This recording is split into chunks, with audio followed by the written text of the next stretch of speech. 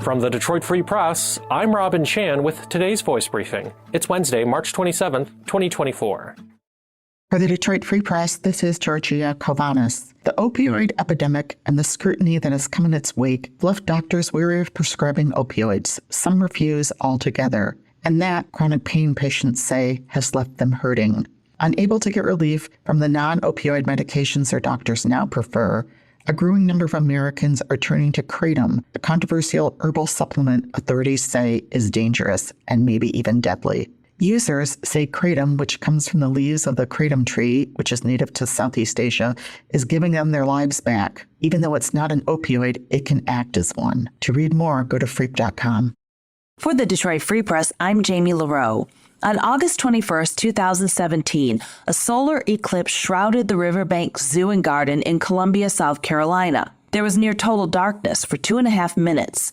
In the time leading up to the darkness, during it, and after, zoo personnel observed unusual and in some cases strange and novel behavior among many of the animals. 3 female gorillas approached the den entrance as if it were time to go in for the evening, while the male gorilla became unusually aggressive. 2 Galapagos tortoises began mating. The others started moving around faster than usual. When the eclipse was over, the tortoises gazed up at the sky. Historically, reports about how animals behave during an eclipse have been contradictory. In 1932, people reported their dogs grew quiet during an eclipse. But in 2017, social media reports showed dogs increased vocalization. Most documented animal behavior during an eclipse shows animals either do nothing, revert to nighttime behavior as the sky grows dark and temperature drops, display signs of anxiety, or exhibit never-before-seen behavior. Scientists want to know what people will observe in their pets during the April 8th eclipse this year. For more information on how to participate, read this story on freep.com.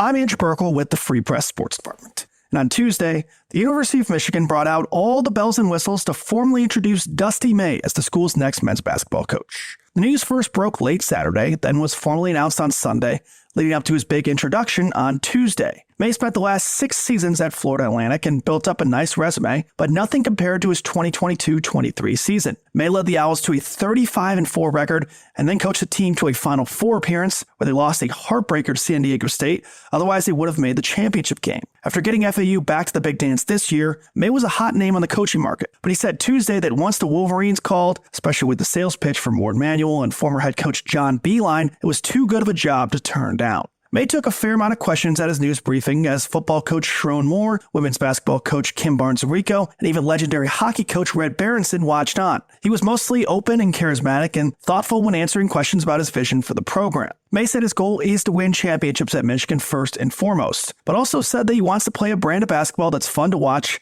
and will appeal to fans. Along those same lines, he said he likes his teams to take quite a few three-pointers and embrace the modern game, and said he plans to use roughly 25 to 30% of his time working on name, image, and likeness deals for his players. That's something that Michigan's basketball program has been criticized for over the last few years. As you were watching the press conference, you couldn't help but feel like this was truly an honorary rebirth of the Michigan basketball program. It was just 2 months ago that Michigan held a similar press conference to formally introduce Sherrone Moore as the school's next football coach.